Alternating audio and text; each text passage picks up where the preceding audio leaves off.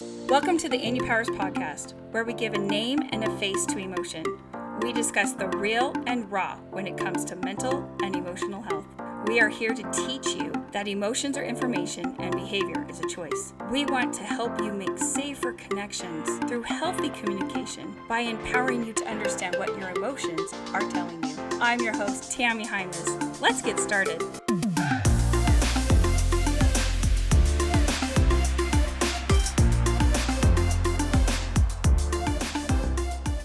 Welcome to the inUpowers podcast. I'm Tami. And I'm Nikki. And today we, for our Moments Minute, want to talk about accountability. And that can be a heavy word. In fact, it seems to be a big thing nowadays. And it's a big part of our inUpowers cycle and the inUpowers. And for our Moments Minute, we want to remind you or have you think of a time when you had to take accountability for a choice you made. You sped too fast on the highway and you got a ticket. Or maybe got in a crash. Or you stayed up late watching a movie and you were tired the next day. Or you didn't do your homework and now you're not prepared for the test. Times when the choices you've made have come with a consequence, and how that's affected you and why it's been valuable to you. The ones you'll remember are actually probably some of the most profound lessons in your life, and that's what we're going to talk about today is accountability. So, Nikki, what is accountability? I think accountability is the lesson that you learn through your choices. Your choices have to mean something. Right. Right? Your choices have to mean something. When you choose to do something or not to do something or whatnot, there are consequences. Now, consequences don't necessarily have to be good or bad. They're just there. You know, I was talking with my students that sometimes I'm willing to pay the consequence. I'm willing to take the accountability of being tired. I'm in a really good book and I'm at the end and I got to finish it. And so I'm up till past midnight, but I got to be up at 7 a.m. You know, I'm willing to deal with the consequences because it was worth it to stay up and read the book. Other times it wouldn't be, you know, and so we have to learn that our choices mean something, and that's how we grow. Our accountability is how we grow. You don't get strong lifting marshmallows, people. Okay? You're not going to build that muscle if there's no consequence, if there's no accountability for our choices. Well, you know? and if there's no resistance. If it's Yes. not hard, you can't, it's hard. Sometimes it's really hard to grow. Easy things we don't put much effort or thought into. If it's easy, we're like, oh, it's just easy. And then you don't learn as much. But if you worked really hard for something and it took you a long time and a lot of effort and a lot of pressure, that's when you find true joy in your accomplishment. Like running a race. Like if you train for a marathon, finishing that marathon is a big deal because you've worked so hard for it and you went through all of what it took to get there. Right. It's that whole idea of it's not the fact that you fall, it's how you get back up. Exactly. It's the getting back up is how you get stronger. And you learn from your mistakes. You learn through your choices, you know? And when you're little, the choices are something simple, this snack or that snack, you know? This kind of thing. But as you get older, those choices get more and more difficult. Doing your homework, not doing your homework.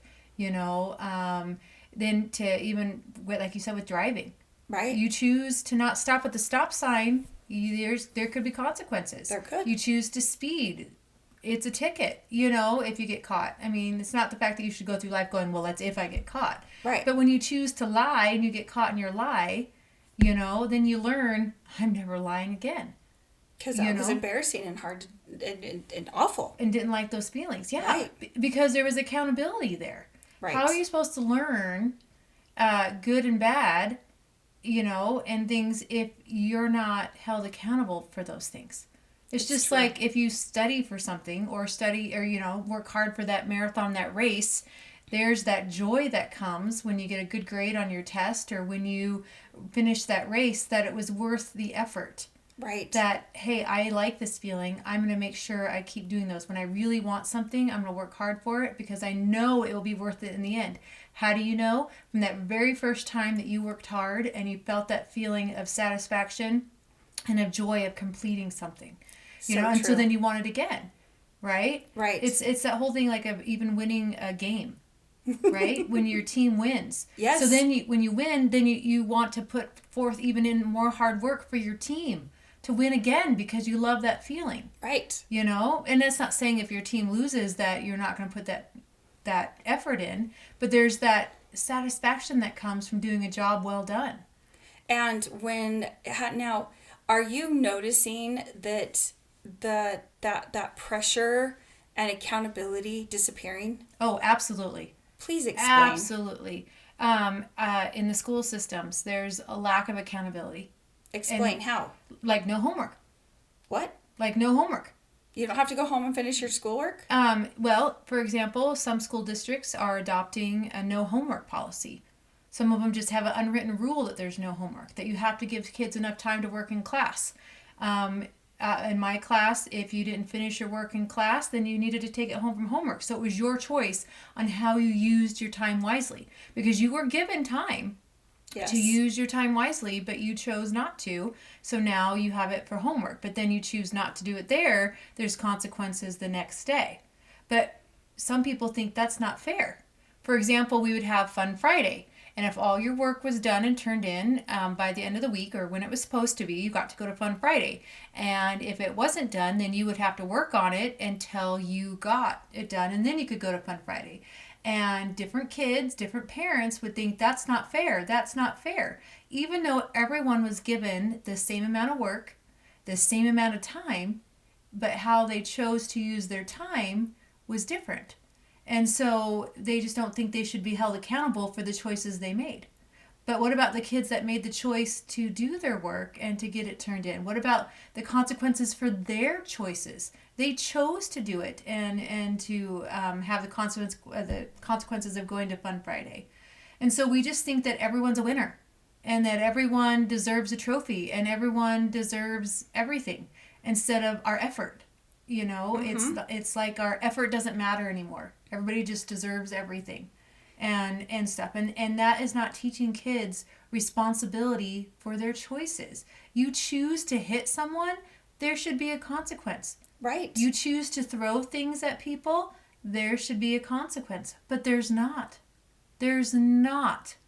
These kids at school that throw fits and behave and yell and scream and swear at teachers and other students, nope. They get to come right back into class and get everything, because it wouldn't be fair if they didn't get what the other kids are getting. Even though we lost learning time and everything because of the choices that they made. So they're not being held accountable for their poor behavior with other people? Nope. Well, what kind of humans are they turning into? Not good ones, because they continue to get rid of their behavior. Now here's the thing. Everybody's idea of accountability could be different. Okay. Because they had to leave the classroom. Some people think that's enough, but they get to come back. Other people think they shouldn't be allowed back. I don't agree with that one either, you know? But they have to learn that their choices mean something. That when they choose to behave like this, that it's a consequence, you know? But your choices can also be good. Oh, yes. If you're kind to people and you lift people and you take care of people, you have lots of friends. It's and true. if you are someone who studies all the time and is really studious and does well at school and does well on their tests, there's also a consequence to that. You get scholarships. Yes. And those who put forth the effort in school find that school is actually easier than those who have to keep repeating a class or struggle because they didn't put forth the effort, you know? So, I mean, there's consequences are neither good nor bad. They're just the result of your choice. And that's where the accountability comes in. If I sat there and hurt someone with my words, then I need to be held accountable to those and make amends. I need to make restitution for the things that I have said. And that might not be just a I'm sorry. That might have to be something else. And I'm sorry is a great step. Oh, it is. But somebody does not have to accept your apology. No.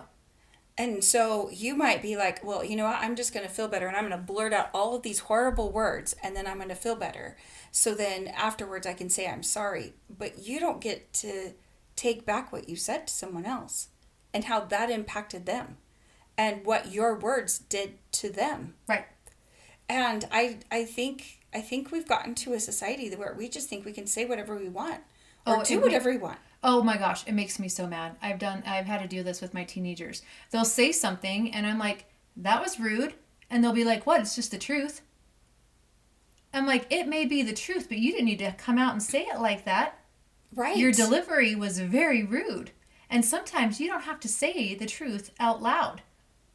Because did that help the situation or did it hurt the situation? Because if it's hurting the situation, you don't need to say it. Well, and just because it's true doesn't make it their truth too. Yeah. Like there are different truths.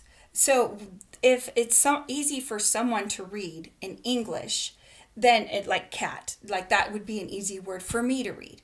But that word's not easy if you are speaking Mandarin or Cantonese. Right. So it could be true for you, but it doesn't necessarily mean it's true for someone else.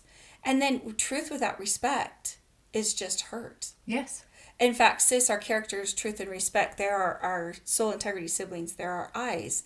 And one's named Truth and one's named Respect. And either or isn't good. Like, respect is great, but you can lie and respect people. Do you know what I mean? Like, it's not true respect, but it's... You're pretending. Pretending, right? And you can also be truthful and not be respectful or have a kind tone or actually see somebody else's perspective.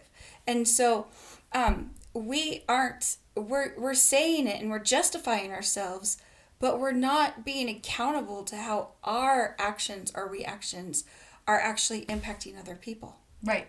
Because we don't care. You know? Like I've seen with adults alike and children that they don't care that they hurt someone. It's not their problem. Yeah, they shouldn't have been hurt by what I said. Yeah, that or, well, it's the truth. You're ugly. It's the truth. And like you said, it may be that person's truth, but not the person who's they're saying is ugly's truth. Right. It's just what they believe. Right. Right? It's the truth. You're ugly. That's not true. No one's ugly. Right, but you understand what right. I'm saying? And so they don't feel like they need to apologize. It's the truth. To them. To them. Right? So we're not being accountable for our actions, for our choices, for our words. Our words. You choose to show up late for work, guess what? You're going to get fired. Right. And we're not teaching kids that when they're young. I can't tell you how many kids I have late for school in the morning. We're talking 15, 20, 30 minutes late. And there's excuse after excuse. Not just by the child, because it's not always the child's fault, especially when a kid can't drive. And at my school, there was no busing because everybody was within walking distance. So if a parent doesn't get them up and going, it's 90% the parent's fault. But I also know that kids can throw big fits and da-da-da and drag their feet and blah, blah, blah. But when you're making excuse after excuse, you're just teaching them that it's not important to be on time. But that's a life skill that you're going to need for the rest of your life, right? And too many times we think, oh, they're just little. It's not a big deal about completing their homework, being on time, being respectful, treating others with kindness. Oh, they're just kids. They're just kids. They're learning. Yeah, they are learning. They are learning that it doesn't matter about being on time, doing your work is okay because I still get everything I want and grades don't matter and blah, blah, blah, blah, But when it yelling at your parents or yelling at other people or saying hurtful words to siblings or to neighbors or to community, it doesn't matter because mom and dad or sibling, family, whoever's my guardian will ignore it. Yeah. And that's not okay. No. In fact, we're making a very heartless society. We are. Because we're judging. We're judging. We're doing things. We're making excuses for the behavior instead of holding them accountable for their behavior. And then when they get to a point in their life that when someone starts holding them accountable, then they don't know what to do. In a job. Right. You don't show up. How many times at the salon have you had people who you're supposed to interview and then they don't even show up? Right. They don't even call to cancel. They don't call and sit there and saying, I took another job or sorry, I won't be able to make it. They just don't even show up. They call it ghosting. Yes. Because how rude is that? Very. Maybe it's from the generation I grew up in, but that's just rude. But there's no accountability. Because people are making plans and people are hiring people to come in and watch or be a part of things. And then for them not to even follow through is rude. Yeah. And it's happening more and more. Yeah. Well, and they don't know what to do. They don't know what to do. They don't know what's acceptable, not acceptable. They make excuses. It's no big deal. These things like that. But it will translate into the rest of their lives. It's true. You know? And how old is too old to teach a child to be accountable? It's not. So Sean, my son, hopefully he'll never watch this, but no, I do want him to watch it. But he qualified for the infant and toddler program when he was 2, and he could say 13 words. And we ended up finding out that he had fluid on his ears and whatnot, and had to have surgery. But he qualified for a developmental therapist because he would have these meltdowns. He wanted on the swing. So I put him on the swing. Then he wanted off the swing. Then on the swing. Then off the swing. And then we're having a big meltdown. And then, he would get overstimulated with too many choices on snacks. And so the developmental therapist said, show him 2 things. And then whichever one he picks is the one he gets. Because he would pick the fruit snack, but he wanted I'd open the fruit snack and give it to him. And then he'd want the cheese stick. And he would throw a big fit. And because we weren't communicating, I felt guilty. And then I would just give him the fruit snack. And she's like, no, you need to stop. You need to stop. She's like, it's not about you being the boss. It's about him learning his choices mean something. So when he chooses the fruit snack, then that's what he gets. If he wanted the cheese stick, then he should have chosen the cheese stick. And next time he'll remember that, because he'll learn that whatever I pick is what I'm going to get. So I better pick right. Which is life. Right? And she's like, and it's small things. Do you want the red sippy cup or the blue sippy cup? Do you want to wear these pajamas or those pajamas? Do you want to play with this toy or that toy? Do you want this book or that book for reading before bed? You start out with those little choices. And she goes, and then as it gets older, when they get a little tougher, they're able to make those choices. And you hope that, they start little, and then when they get older and someone gives them drugs, that they're able to say no. Right. Because they've learned that their choices mean something, and they've learned to make those choices. And so they're, this snack or that snack is learning that accountability, that their choices mean something. I picked the snack, that's the one I'm going to get. I picked these clothes, so those are the clothes that I'm going to wear. I asked to go on the swing, and so I'm on the swing. If I didn't really want on the swing, then I shouldn't have said I wanted the swing.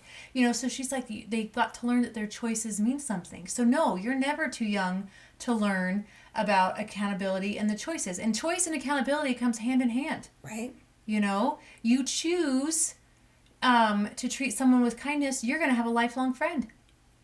You're always going to have someone to play with on the playground. If you choose to be mean to people, then you're going to be one of the kids who is walking around on the playground with no friends because nobody wants to play with you. And you'll sit there and go, why doesn't anybody want to play with me? Because you're mean. And nobody wants to play with you. And nobody will tell that child that they're mean because we're afraid of hurting feelings. But you can still tell the truth in a kind way.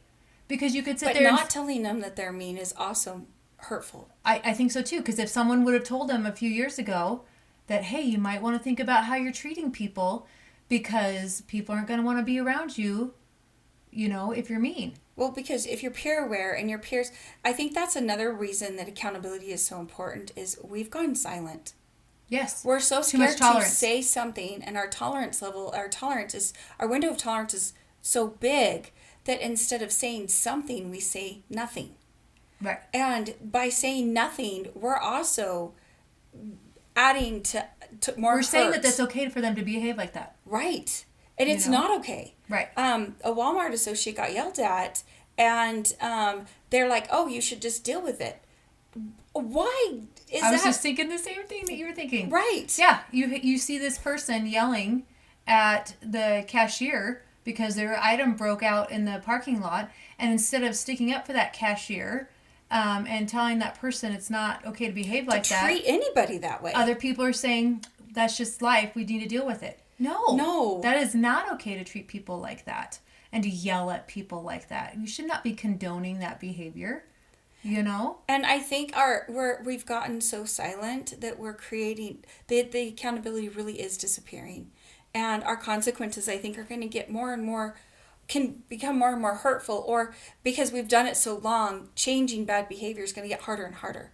I think it's more important that we recognize that our choices have a consequence, and if the consequence is bad, to follow through or say something, you're being mean, or that is an inappropriate way to treat someone, so that they don't continue that behavior.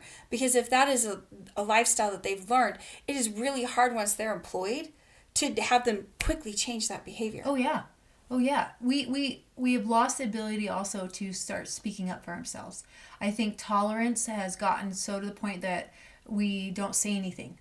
It's true. You know, I see it in the classroom. I honestly have been scared. The kids get to so say mad. Sometimes Kids get so mad at other kids' behavior because they'll roll their eyes. Oh, here we go again. Such and such is throwing a fit in class, and so now my teacher has to deal with them, and we get ignored, and we have to listen to them scream and holler. We have to listen to them, you know, because they're not sticking up for themselves, because we have somehow told ourselves to just ignore them. Oh, that's just such and such. That's how they act and behave. Oh, that's just such and such. No, if we would sit there, if the kids actually told each other, actually I did have one year, some of my students, because we talked to them. How many of you are tired of getting in trouble for the behavior of some in the class? You know, then start standing up for yourself. If you're tired of being late for PE because we're waiting for the line to get quiet, then politely tell the person next to you to stop talking. You know, and so that year those kids started saying, hey, I want to go to PE, please stop talking. You know, good for them. And stuff, because, you know, they would start, and they actually listened to their peers better than the teachers.